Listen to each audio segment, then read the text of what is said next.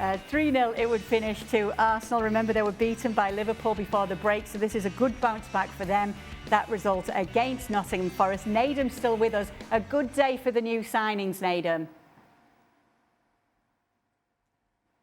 Yeah, absolutely. I think if we would have started the conversation by saying Arsenal would be without Odegaard for the majority of this game, no Saka, no Declan Rice, we wouldn't expect them to be comfortable. But instead, we saw Mosquera do well. We've seen a few other players do well as well within that setup for Arsenal. And don't get me wrong, you don't necessarily have to rely on, big Zubimendi at the back post to make it 3-0 or having to connect with those volleys from 20, 25 yards out. But it was a great day for them.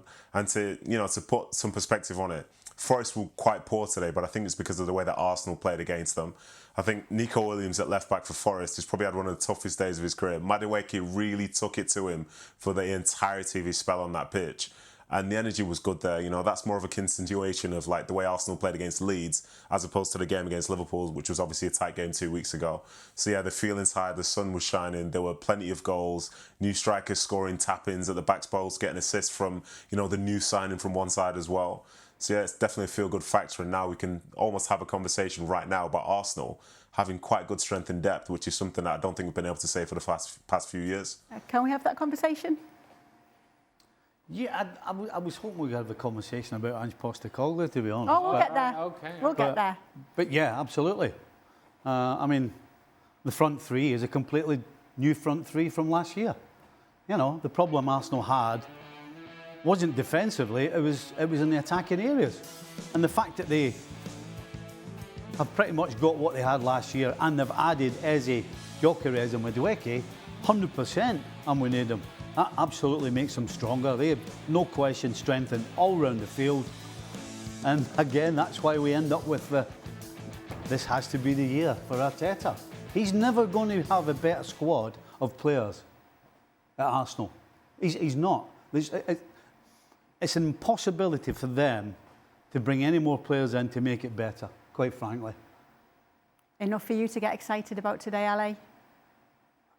I'll answer that by saying that you only needed to watch this game for the first 5 minutes and know that it was going to be 3-0 Arsenal. That's how comfortable and dominant they looked. There was never a doubt that Arsenal were going to be the team that had the ball, that had the possession, that were going to create the chances. Madueke is still running Nico Williams to the ground. Cut him to the inside, cut him to the outside, spin around, spin this way, spin that way, not catching him.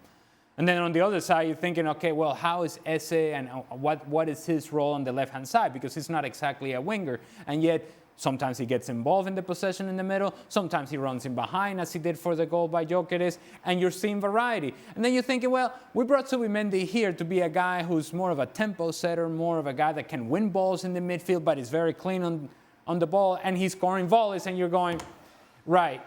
And these three guys were not here last year, right? And so it's 3-0. It's comfortable with some of your best players not even on the field, not available to play. If you go back to last year and think about the best players for Arsenal, you would have said in that list would have been Bukayo Saka, would have been Declan Rice, and when healthy, you would have said Martin Odegaard. Those guys are over there, sitting on the stands, sitting on the bench, or coming off injured. They're over there, not available. And yet, there was never a doubt about Arsenal today. The more you do that, the more I think the credentials of Arsenal and Mikel Arteta, being not only a title contender but a title favorite, continue to gain strength. They look the part, and they have the strength and depth that you just mentioned, which will allow them over the course of the season grind out results when it's necessary. And the more times you're able to win games like you did today with this level of comfort, it will allow you to have more legs to have the ability to grind when it comes down to it. I thought Arsenal were very good today. All right, Stevie, obviously chomping at the bit to talk about Ange Postecoglou coming in at Forest. What do you want to say? Well, I was sitting watching the game and I'm thinking, if Ange Postecoglou at any stage had any thoughts about trying to sort of keep this group doing what they did last year, where they keep it tight and break, after about an hour, I'm sure he would go, you know what, there's absolutely no way I'm doing that. If I'm going to lose, I'm going to lose my way. I'm not going to sit and watch this every week. That's not, Ange Postecoglou is not bringing his team and putting them out on the field and doing what they did, like try and do what they did today. Because he's promised silverware again, Stevie. I'll tell you what, he's pushing it. He's pushing it because this Nottingham Forest side today, I mean, I'm trying to remember, other than the Chris Woods when it hit his chest, it wasn't even a chance or a pass or anything. And I don't think they were in the opposition half. And this whole keep it tight and counter-attack with pace. Well, all the pace is gone.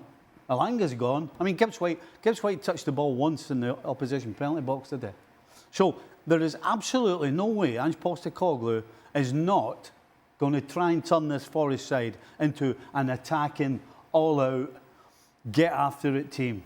He is not going to go the way they did today and the way they did last year. So you can forget it. If there was any doubts, what he sat and watched today has convinced himself, I'm not doing that. I'm doing it my way. Do you agree with Stevie, Nedum? Yeah, I do agree, to be honest. And I think it would be tricky for him to try and instill some of those beliefs in the first, couple of days of him being manager there. But he's not been brought in to carry on the legacy of the previous manager. Neither was the case with Nuno when he replaced Cooper there as well. I think he's been brought in for a reason, try and get the team to play in a style which maybe the owner wants. It's not necessarily going to be to the same level that they were doing at Spurs when they're at their best, because it's a different profile of player. Those guys at Forest, their strengths probably lie elsewhere. But I think he will find a way to get the team to be more on the front foot. I think a Postecoglou team is one that tries to press high, tries to keep good possession, and it's all about sort of the high speed running, the sprints, the transitions and all that stuff, which isn't necessarily something that, say, Forest would do as a whole, because in the past there's almost like a reliance upon 2 or 3 to get the ball at the pitch. But yeah, his style will come in, and he said himself today, it will take time. How much time, I'm not exactly sure, but I think in some ways they've got quite a deep squad as well now, and they'll probably need it because they'll be playing in Europe as of next week as well. So yeah, it'll be interesting to see how he goes, and the style of football definitely will change. And I think the expectation at Forest has changed as well, because only, say, 3-4 years ago, you're looking at a side that hadn't been in the Premier League for over 20 years, whereas now we're talking about a side who comfortably say, we've brought this manager in because we want trophies and we happen to be in Europe as well.